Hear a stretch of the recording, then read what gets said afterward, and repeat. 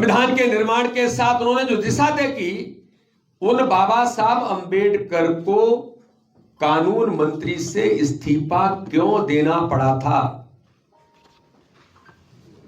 और इस्तीफे के अंदर जो लिखा गया है, जरा कांग्रेस के नेता इस बात का जरूर जवाब दे दें। इसलिए मैंने कहा कि जन्मस्थली पर आने से पहले जो घोर अपमान आपने बाबा साहब अंबेडकर का किया है, जरा उनसे पहले माफी मांगिए, तब कदम रखिए।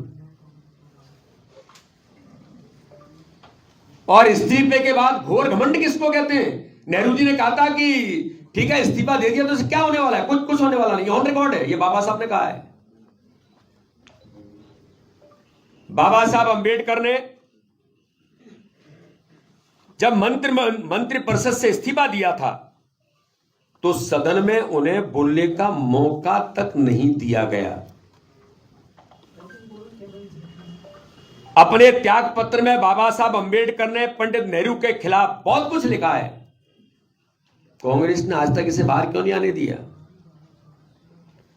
संविधान में हर व्यक्ति को बोलने का अधिकार है, लेकिन संविधान बनाने वाले बाबा साहब अंबेडकर को भी कांग्रेस ने इस अधिकार से वंचित किया था।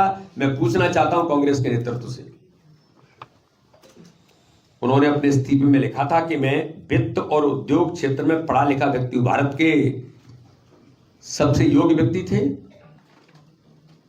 अगर मुझे उनसे जुड़ा एक भी विभाग नहीं दिया गया और एक भी संसदीय कमेटी का हिस्सा नहीं बनाया गया, मुझे कानून मंत्रालय तो दिया मगर ईमानदारी से काम करने नहीं दिया गया, मुझे हिंदू कोड बिल के कार्य को पूरा नहीं करने दिया गया, केवल एक वर्ग की चिंता की गई। और उन्होंने स्पष्ट तय किया है कि केवल मुसलमानों की चिंता की गई, लेकिन एससी और एसटी को उचित संरक्षण प्रदान नहीं किया गया। प्रधानमंत्री का सारा ध्यान तुष्टीकरण की राजनीति में मुस्लिम समुदाय के प्रति समर्पित रहता है।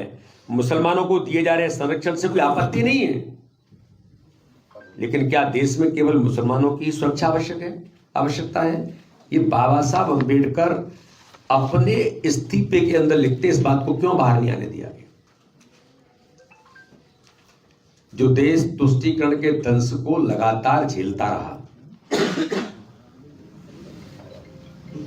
और इसलिए मैं पूछना चाहता हूं कि बाबा साहब अंबेडकर को जब 52-54 के अंदर जब चुनाव लड़े, तब उसके बारे में जो कहा गया कि उन्हें चुनाव हराने के लिए किस प्रकार से भूमिका ऑन रिकॉर्ड सभा संबोधित करने के लिए नेहरू जी गए थे, आप जवाब दीजिए। रैली निकालेंगे, जय भीम, जय संविधान और जय बापू। अरे आपको शर्म आनी चाहिए। जिन बापू के नाम का 24 घंटे आप उपयोग करते हैं, उन बापू के विचारों पर आपने क्या किया है? मुझे गर्व है इस बात का कि बापू के विचारों को जमीन पर जनता तक 140 करोड़ लोगों के मन के अंदर ले जाने का काम किसी किया, तो भारत के प्रधानमंत्री नरेंद्र मोदी जी ने किया है। बापू कहते थे स्वच्छता के अभियान के लिए, आज स्वच्छ भारत, बापू के सपने को पूरा करने का काम भारत के प्रधानमंत्री मोदी जी कर रहे हैं। स्वदेशी के आह्वान पर मेक इन इंडिया और मेड इन इंडिया के अभियान को, जो एक ड्रीम सपना देश के बापू का था, आज उस सपने को पूरा करने का काम भी गर्व से हमें गर्व होता है कि आत्मनिर्भर भारत की कल्पना तो गांधी जी ने की थी, लेकिन उसे साकार रूप देने का काम कोई भारत के अंदर कर रहा है, तो प्रधानमंत्री नरेंद्र मोदी जी, भारतीय जनता पार्टी की सरकार कर रही है। मैंने सुना कि आज की प्रेस कॉन्फ्रेंस के अंदर कांग्रेस के 3 बड़े बड़े लीडर्स इकट्ठे हुए और वो क्या कह रहे थे?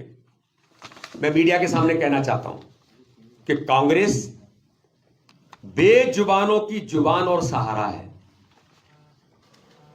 मैं मीडिया के माध्यम से पूछना चाहता हूं, बेजुबान किसे कहा गया है? उन कांग्रेस के नेताओं को आज जवाब देना पड़ेगा कि बेजुबान कौन है। क्या आप दलित समाज को बेजुबान मानते?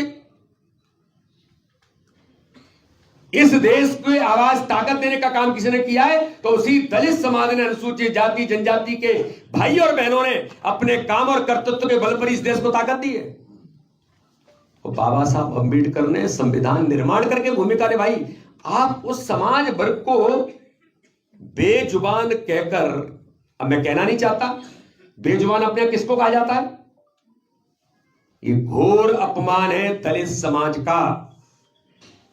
जिन्होंने इस शब्द का उपयोग किया है उनकी मूल भावना क्या है यह दिखाई देती है। बेजुबान कहकर के उनका, मेरे दलित भाई और बहनों का अपमान कांग्रेस ने आज किया है।